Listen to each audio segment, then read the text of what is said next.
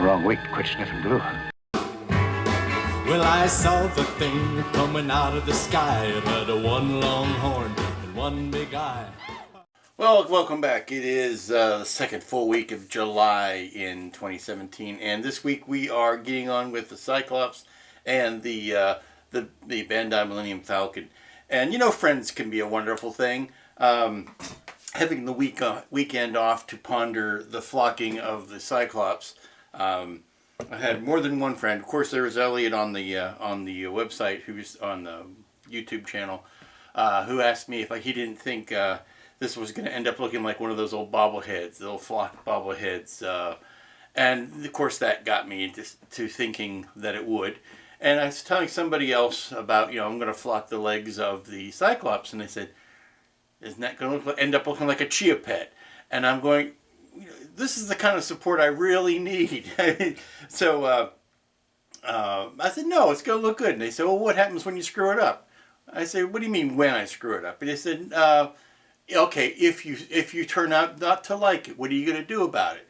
I said, well, then I will strip it down and start again. And they said, strip it down sounds messy. How are you going to do that? So I said, well, I'll probably, just take take a rag with some acetone on it and clean it off. And they said, well, isn't that going to mess up the paint that you have already painted on the top?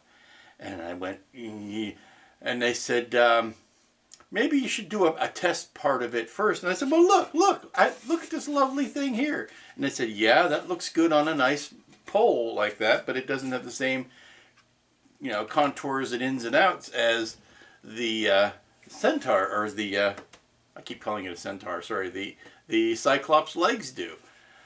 So they've got me on this track now that maybe what I need to do is to do a patch of this before I spend a lot of time painting the rest of the skin, because if it turns out to be something that I have to clean off, then I won't have to worry about also screwing up the paint job that's up here. So what I'm going to do is I am going to test case a leg, or maybe his backside, or some big area, and see if it works. Make sure it's going to be what I want it to be before I go ahead and do all of this time-consuming painting up here and then finish this off. So yes, I'm going to do a test patch on this first, and if it gets rubbed off, then at least I'll know that it did work, and then I can reapply it on that area after I have finished painting the rest. It does make a good sense that I don't want to spend a lot of time doing these flesh tones and all of that, and then put this stuff on and then decide I don't like it and have to scrape it off. So let's go ahead and mask off an area of a leg here and spray. I did get some of the Super 3M. This is the stuff that you put down laminate countertops with. It's high strength, heavy duty contact cement in a can. So what I'm going to do is I'm going to tape off maybe a leg here, this nice drumstick here, tape off the leg and do some spraying and some flocking, and then get myself happy with that procedure. Make sure I like it before I go ahead and do the rest. So thanks, friends, for all the love and support. I couldn't have done it without you. Okay, I have news, and the news is good. Did a test sample on the Cyclops leg, which I'll show you in a second. I learned a couple lessons from that. Yes, it's going to work. The idea, the methodology is sound and all of that. I probably need to go ahead and finish, well, not finish, but put a coat over all of the flocked area before I start to paint, only because I'm using that big spray can of the contact adhesive, and that has been a little bit more troublesome to confine to the area. I suppose I could get some sort of brush on adhesive, but then you're asking for trouble because of mess and gloppiness and all that. I'd rather spray on the adhesive, and to mask off the areas that I don't want to put the spray on. It's a little bit more troublesome to do that, so that I thought, so I'm going to mask off what I can while it's raw, and do a coat, and then if anything falls off while I'm handling it, then I can touch it up with not using such a strong adhesive. I can use the lighter adhesive, which is a little bit easier to deal with in the application. But here you go. All you naysayers, I say ha to you naysayers. Now, what you're seeing here, let me put it down on the table. Okay, what you're seeing here is a sprayed area with the contact adhesive, and then a light flocking, and then after it was flocked, I dusted it off with and pushed it into the, tamped it into the recesses with this stiff brush. And what you're seeing is exactly what I was hoping for. I am particularly happy with this area right in here. The lessons that I've learned is I need to spray up and tamp up because there's a lot of underscore on the hair like this that I need to do from the bottom. And what I was hoping for was to see some of this detail come through, and the contours of all of this clumpiness transfers through all of the flocking. And now pay no attention to the flocking color, because like I said, that's just paint. I can color that, and as a matter of fact, I did spray this down in here, and it is gorgeoso. It is beautiful. It is exactly the color I was hoping for, and it gives me the texture and the color and everything. So very happy with that. I am learning as to how much I want to go. Do I want to go over it a second time? How much do I want to brush off? I will tell you that I put the flocking over the adhesive practically wet. I mean, the adhesive, I sprayed it on there real heavy, and I dusted on the flocking right away. I didn't give it any time to breathe, and that's a question that I might need to address, whether or not I can let the adhesive go for a little bit before I put it down. Do I have to put it down right away? I also kind of brushed it off right away, and that's another question is how much time do I need to leave it on before I start brushing it off. So I've got various different levels of the flocking on there. Like I said, I'm happier when it's a little bit heavy. That area right in there I really like. And then with the paint on it, it just does exactly what I wanted it to do. So that area to me is a little light. I'm still seeing a lot of the sculpted hair underneath it.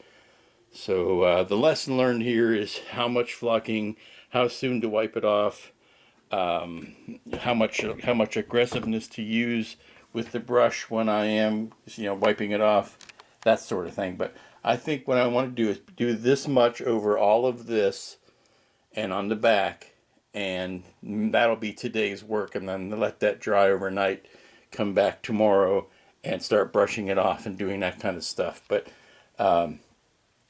again, to all you naysayers, I say neener. I think it worked out just fine.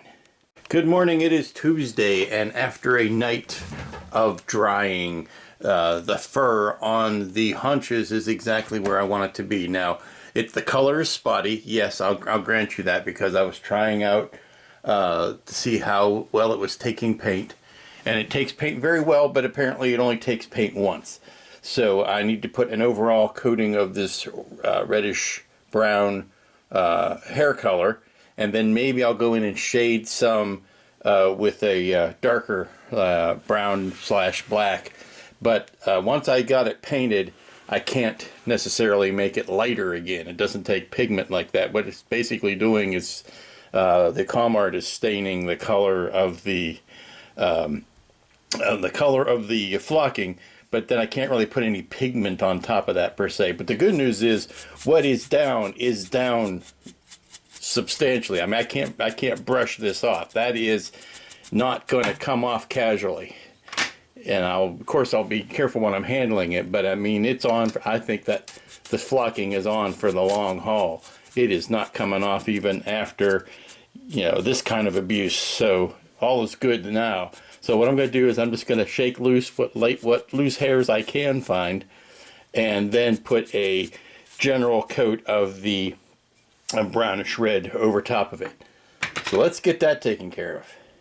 Okay, ladies and germs, one good base coat of that brownish red color, and I think we've got some very convincing hair. So the flocking, I think, was a good idea.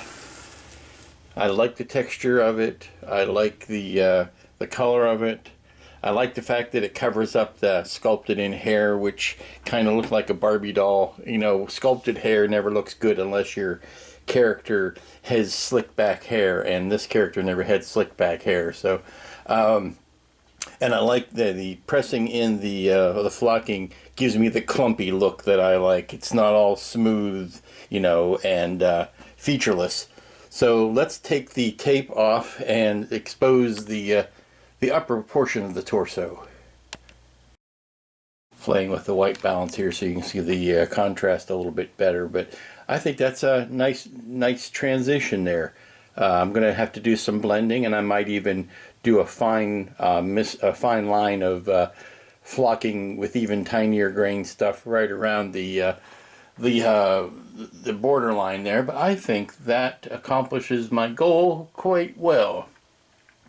So now I just need to get on to the rest of the skin, knowing that this much is handled, and after the skin is done, I may come back in and accentuate some of the shadows with a darker color. But I think all things being said, the hunches and the flocking of said hunches was a successful venture. Okay, I've just spent the last few minutes laying in some shade and some I guess pre-shading is the word to use, with the Comart purple shading, which is kind of complementary to the skin tone. This goes in the recesses and the muscles and all that kind of place, so that when you put your flesh over top of it, it accentuates it. And partially I do this for two reasons. Partially because it's my Cyclops and I can do anything I want with it. And secondly, it is to add some color to what could be a drab subject if you did not do this. Plus it adds a little bit more of a air of fantasy to it, to add these more exotic coloring. But I'm going to let this sit and dry, and then I'm going to come back very lightly and mist over top of the tops of the muscles with a lighter flesh tone, now that I've got this basic suntan flesh underneath with a pre-shading on. And then I can get into the fun stuff like detailing the eye and the mouth and the one-eyed, one-horn. See, I had to put the purple on it because I got one-eyed, one-horn. Doesn't fly, but it is a people eater. There is a scene of him trying to roast one of Sinbad's crew. So it is a one-eyed, one-horn purple people eater, not flying. Maybe if I stuck wings on it, I could make it a flying purple people eater. But this gives me a good contrasting base in which to put my highlights. Well, welcome back. It is Wednesday. I spent a good portion of yesterday working on the Cyclops and mowed some grass, and then I decided it's time to return to the galaxy far away. So, pulled out the Falcon, did a bunch of grunging up of parts, and because it's easier to get to them now than it will be once we start putting things together. But I'm ready for some sub-assembling. How about you? Let's put some of this stuff together. Now, because this is a Bandai kit, it basically snaps together, but unlike snapping things together, I'm going to go ahead and glue stuff in, because what I don't like about Bandai kits, I mean, I like them a lot. They are very well done. What I don't like about them is when you pick them up and you squeeze them or you touch them and they squeak because the parts aren't glued together. And that's most notable on things where I was playing with the top and the bottom of this, and it just squeaks when it gives and squeaks. So what I'm going to do is take some of the stuff. I'm going to do like the mandibles, do some sub-assembling, because what I want to do is to get it to the point where the mandible is done, and then go ahead and decal that much of it. And I may end up putting the inserts in the wells, the junk drawers, for lack of a better term. These guys, the junk drawers. Fill those in, and then decal the top and bottom before I put the whole thing together. So let's do some sub-assembling. Well, good morning. It's Thursday, and we are working for a second day on the Falcon.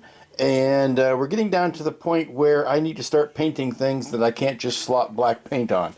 And that includes the canopies and the clear bits, because I can't really progress any further with some of these parts until I can paint these windows. And what I'm doing now is I'm refining masks for the gun turret windows. In the cockpit, you have the option of using this piece, which has no window in it if you want, but there is no option in the gun turrets except for to use the decals, which frankly I do not like.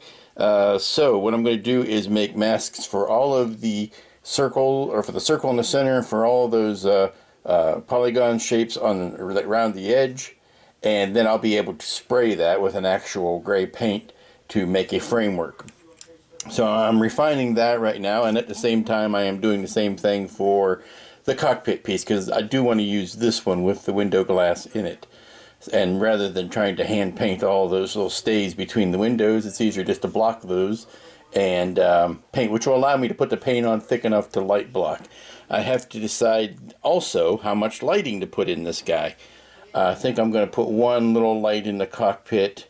I think it's designed to go one little light between the seats there, just a general cockpit light. Not going to try to light up any of the instruments. That would be madness. And basically I'm giving an impression of what the colors are here. I'm going to take some time out today to watch Force Awakens again to revive myself on the colors for everything. Don't want to use what I have been presuming the colors were from A New Hope and Empire and all that kind of stuff. I want to see what they did specifically on Force Awakens. I got to repaint the gun wells and really figure out how much lighting I'm going to put in here. I'm going to put a little strip of lights in the back, and how I'm going to handle all of the wiring and all that, because I've got to that point.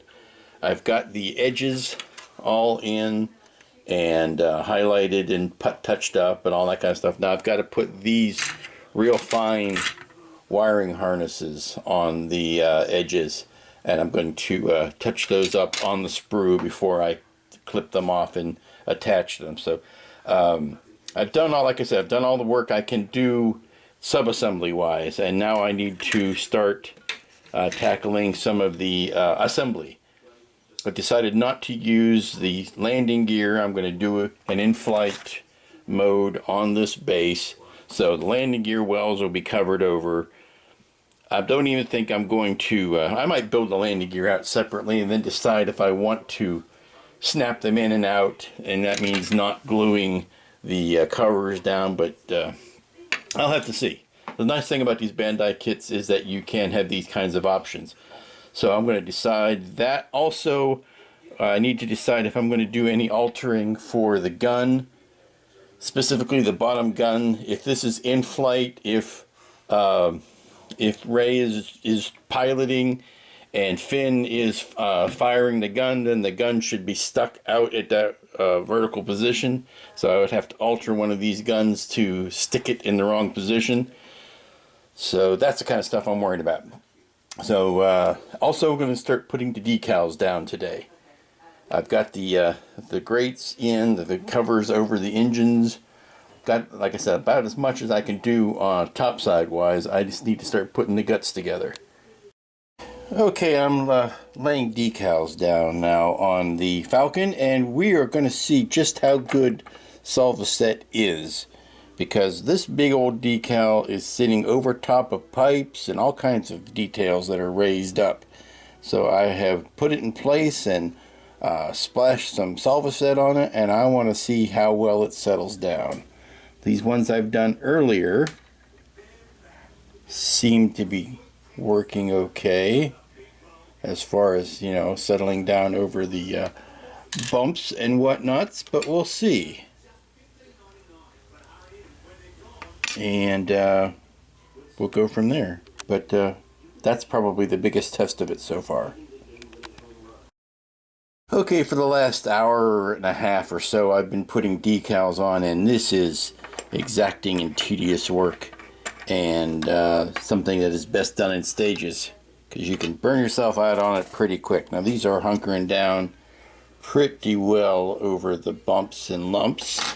Let me see where that other one was. That was the big one that I was wanting to show you earlier. Yeah, that seems to be settling down pretty good. Some of these other ones are looking good as well. But these are probably the most challenging ones around the front here. So I'm going to let this sit and maybe go watch a movie. Okay, I find that decals, putting down decals is like eating potato chips. It's just hard to stop once you've gotten started.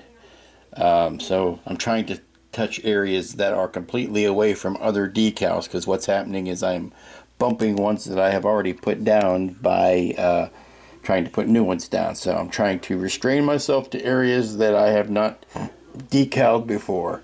But now I'm going to take a break. Well, it is late Thursday afternoon, sliding into Thursday evening, and coming back to look at how these decals are settling in. And I gotta say, they're doing a pretty darn good job. Those are not painted panels, those are decals. And generally speaking, when you work on a model, you don't dare look at it just up close because of all the things that will jump out and look ugly. But this is coming along quite nicely. Yeah, I'm happy with that. I need to pat down some of those. So, looking pretty good. Well, I feel like I've been at this all day. I know I haven't, but it certainly feels like I've been at this all day. So I'm going to take a break and call it for the evening. I think I have spent enough time in decal hell, and I've only gotten maybe 90% of the plating decals on. I haven't even started on the tiny marking decals, so those are lying in wait, all of these precious little things. But I have gotten the majority of the big plating decals down. Here, there, and there, and I'm going to want to put a clear coat over those to seal them in before I try to do any sort of weathering on top of them. Let's see, let's go back to the very first one that I did, the big one, to show you how it's settling down. And yes, there's a decal there, and you can see that it is settling over all of the pipes and plates and all that kind of stuff. So it does, if you let it work, it does work. So we're gonna let these set up overnight and maybe come back to them tomorrow and see how well they've hunkered down. Well, it's that time of the week again. It's Friday morning. Time to figure out what I'm going to try to get done this week. And as you can see, I've got less parts left and a mostly empty box, which means construction is coming to a close on the Falcon. And everybody's had. It's been a night. Overnight, the decals settled very nicely into their crevices. No model should be looked at this closely. I'm being very deliberately cruel to myself here, because nobody should have to look at their work that close up. But all in all, the decals have settled in quite spectacularly around the corners and all that, and that's all 100% down to the use of Solvaset. I was asked a very interesting and intriguing question last week, and I failed to get to it, and this week I do want to address it. And I'll be talking about this little by little, because I don't like to sit down with a formal program and just, ramble off something. But someone asked me, if you were just starting out, what tools would you have? What's your basic set of tools? Well, I'll give you the long and leering glimpse at everything. The tools that I have amassed, collected over the years. But if I was just starting out and I was with the bare minimum of nothing, what would I have to have? I have to have an X-Acto knife. I have to have an X-Acto knife. I mean, I don't know. I don't want to sound insulting, because I don't know how remedial I need to be with this list. But let's start with today. Today I need an X-Acto knife. I need a good pair of tweezers with a pointy end that are metal. Not plastic down here, but metal, because you will be dealing with plastic parts, and if you've got any plastic glue on your tweezers, you don't want to end up gluing them to the tweezers. So, good set of pointy tweezers that you can clean off. An X-Acto knife, sanding sticks. You can, go to your beauty shop, local beauty supply, grab some emery boards if you can't get to a hobby shop. This is all predicated on the idea that you can't get to a hobby shop, because hobby shops are becoming rarer and rarer these days. So what you can't get online, you have to find other places. This good pair of nippers. This is where you start getting into your online business if you don't have a hobby shop. Even your RC shops will usually have a good pair of nippers, especially if you're working with Bandai kits that are very intricately cast. So a good pair of nippers, a good sanding stick, tweezers, X-Acto blade, X-Acto knife, and blades. Don't be chintzy on your blades. If you can get the 100-pack box of blades, do that. Yes, you will go through them, but good Lord, nothing is harder to work with than a dull X-Acto blade. So those you can be surprised how far you can go with just these 4 tools. Now anything beyond that is whatever you can find at your local hardware stores, local auto parts shops, craft stores. If you have a Michaels or an AC Moore or a Hobby Town, I won't mention the other one because I don't care for their politics. But if you go start with that bit. Oh, also, from an odd spot, make friends with your dentist. Make friends with your dental hygienist. You'd be surprised, sometimes they're on the verge of throwing their old dental tools away that have gone either gone too dull and cannot be sharpened yet again for dental use. But, it doesn't hurt to ask. And these things are amazing for not only when you sculpt, but for just, picking out details in between things. If you've got a little seam booger you need to get rid of. And the last thing I will bring up today, because like I said, I want to spread this over a bunch of different videos. You can never have too many of these. Get yourself lots and lots of clamps. You can get those at a Harbor Freight if you can't find a regular hobby shop. But you can usually find these in smaller packs, even at your big box Walmart types of stores. But Harbor Freight sells these by the tube. You can never have too many of them. Yeah, they're cheap. They break. You throw them out. I'm not the kind of person that gets entirely too precious about their supplies. Although I will tell you that there are certain X-Acto blades that I've had to handle for over 40 years. No, that can't be that long. 35 years since art school. And that's the handle, not the blade. Don't be stupid. So that is what's in my basic toolkit is clamps, X-Acto blade, tweezers, nippers, sanding sticks, dental tool. And then everything else beyond that, as far as glues and adhesives, we can cover on another day. But that's going to be chapter 1 of what Lou keeps in his toolkit. So, getting back to the Falcon, there is a tiny bit of construction left. I am not using the landing gear, but I'm going to build them anyway, just so I have them in the box. I'm not going to put them on the kit. There is a tiny bit left here that is these intricate little, oh, I can't even see there you go. These intricate little pipes and doodads. They go along the edge of these greeblies. I've already got them on the mandibles, and boy do they dress up the mandibles.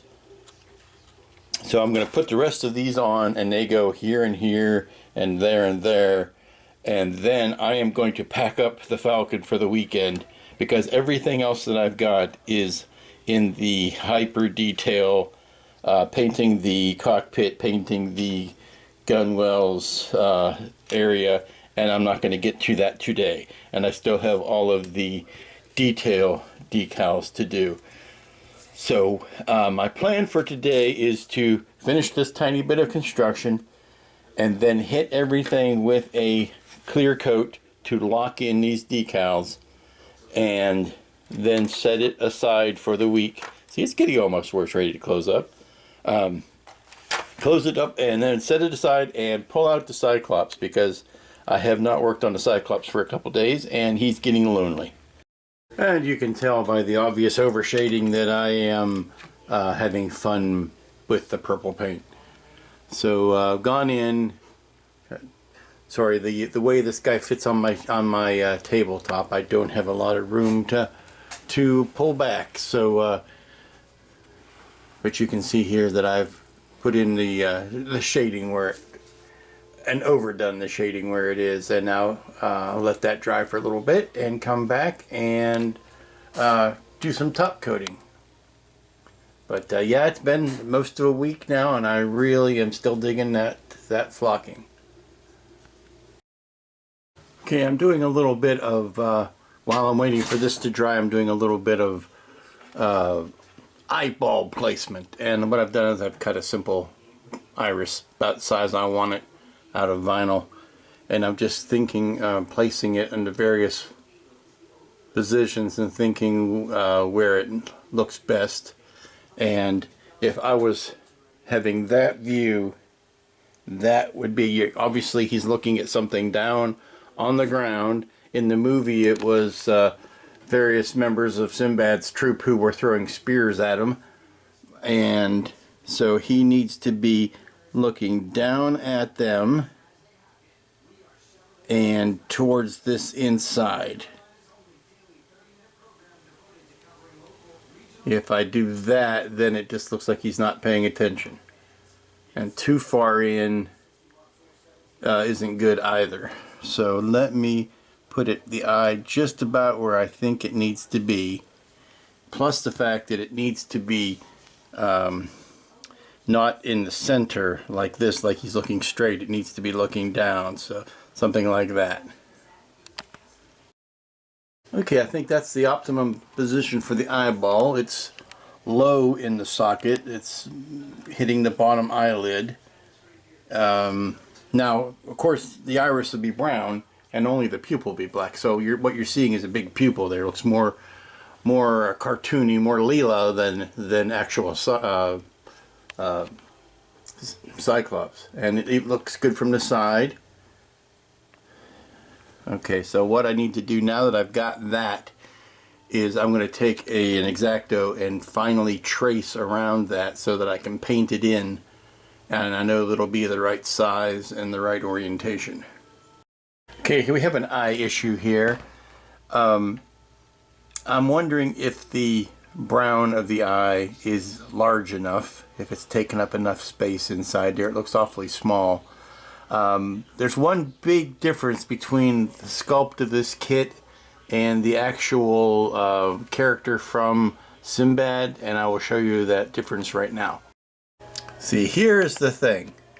This is a screen cap from the movie, and you'll notice that the brown of the eye does take up a lot more of the eye, but the eye on the character is round. It's just your stock eyeball. This is probably the best example of it there. That's just a round eyeball. Now on the model kit it is a oval. It's a lot wider. It's more of a peanut shaped eye. So see here, you can see again more of a traditional round eye. It takes up less space in the eye socket than the actual kit. So that's a big difference. What do we do about that? And that's the key. There's probably your best reference as far as how much of the eye space is taken up with actual eyeball. So you have a wider eye do I need to paint the eyeball to take up as much space, giving me a much wider iris than what would be considered normal. Okay, I've widened out the brown of the eye, which gives me the illusion that more of the iris is being covered by the lower eyelid, so it accentuates the fact that he's looking down. So I think we're to a point now where I'm going to let that dry. Now I'm also going to be putting red washes in the corners of his eye, so it won't be quite that white all the way out to the edges, but I'm just massing in that gray color now, which is actually that white color, which is actually a light gray. Well, that was enjoyable. I got his eyeball painted. It's refreshing for once to work on an eyeball that's this big, where I don't have to match it with another eyeball to make sure everything is the same size, color, and looking the same direction. So maybe I've got a career in Cyclops ahead of me. But B, also something so small, where it's not so small that I'm trying to line up a black dot over top of a slightly larger colored dot with a tiny highlight dot off to the side of it. So much enjoyable this way. What I'm going to do now is let that dry and then cover it with a clear gloss to bring out the shininess of the eyeball. I may want to play with that highlight just a little bit, maybe elongate it, but gonna let that sit. And oops, sorry about that. Let that sit, and then I will come back and start doing some of this highlight or some of this skin tone replacement over top of the recesses. Start to do some of those highlights, and that'll probably happen here after I get back from lunch. Okay, I put the first coat of the flesh color over top of the shading, and then I went back and shaded on top of it, because as much as I moaned about the purple, I really missed it when it was gone. The shading does exactly what it's supposed to. You put the shading down, and then you spray your flesh colors over top of it, and because it's a counterpoint color, the purple is counterpoint to the flesh colors, it has a tendency to sink in and make nice shadows and looks like veins under the skin and all that kind of stuff. Let me zoom back out. But you can see the camera seems to accentuate that a little bit more than it's really there. But I went back in and redefined his abs and things like that, and I will hit those with another coat of a more of a mixed up color. I was using this the Comart Flesh straight out of the bottle, and it was a little too plasticky looking, so I need to rich that up with something else and spray that on top. But I am really digging that eyeball. That eyeball does exactly what I wanted it to do. And I need to add, I guess, a little bit of shading under his nose. But it's coming along very nicely. I like how the neck is turning out. This is probably my favorite bit of the whole creature right here, is how that forearm looks. So let that dry, go away from it for a while, come back, and then cover over that shadowing just a bit. I really like the transition between the flesh and the flocking. I think that works out well. I did find a couple of spots, namely under the back of the under of the arms here, that I didn't really cover that well the first time, so I reshaded those, and I went back, and I'll go back and cover those with more flesh color. But yeah, the camera really is blowing all this pre-shading out. It's really not that dark, but looking good. And this might be where I close it off for the week. I don't know. I'll have to go away and come back and see if I've got time to do one more pass. Well, I think this is where he's going to stand for the rest of the weekend. I've had such a tremendously good luck today that I feel like I might be pressing my luck if I try to do anything more. That eye came out beautiful on the first go-round, and that never happens. So I'm going to take that as an omen and not continue to do too much today. I just went around real quick with a brush and painted in his moderate to severe plaque psoriasis, and and called out those bumps. I think I like that better than making them regular flesh tone, even though they really are regular flesh tone. They just stand out a little bit more, because it looks like it just looks like a weird thing on the skin. And now when I call it out, it's an opportunity to actually put a little pop of color there, and I think it gives them a little bit more interest. Now the camera is showing up a little bit more purple than actually is there, but very successful so far, I would say. And that's going to bring an end to our happy little adventure for this week. Got a lot of progress done, on the Falcon here. As you can see, the decals have set in tremendously, and lots of good work done on him this week. Say hello, hello, hello. The flocking. I am very proud of the flocking. Once in a while, this pays off. And the eyeball. Very happy with how the eyeball turned out. I think I've learned my secret on painting figures. One eyeball. Just do one eye. That's where I have problems, is making the other eye look like it's looking the same direction, or using the same color, making sure the pupils are both the same size, all that kind of stuff. So having only one eyeball to go off of is the way to go. So next week, I'm sure I will probably be done with both of these. I really could have barreled through and concentrated and finished one or the other, but I like the idea of bouncing back and forth. It keeps me sane in times of trouble when Mother Mary speaks to me. But next week we should be wrapping both of these up and probably picking out the next thing, or maybe I'll just use next week as a celebration of finishing things, and then talk more about tool tips and supplies and things like that. I didn't want to do too much of that all at one time, because it can be overwhelming. So until next week, when we pick this back up, be good to each other, and stay out of the heat. It's like, close to 100 degrees this last couple of days. Freaking hot. So stay inside, stay cool. See you next time.